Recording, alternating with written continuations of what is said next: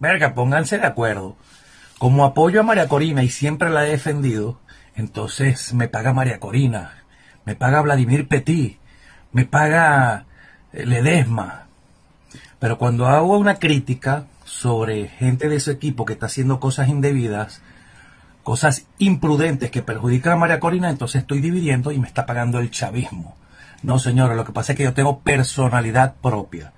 Lo que pasa es que yo no soy cómplice de cosas que están haciendo para perjudicar a María Corina. Yo apoyo y respaldo a María Corina, pero hay gente de su equipo que está diciendo cosas imprudentes que no debe.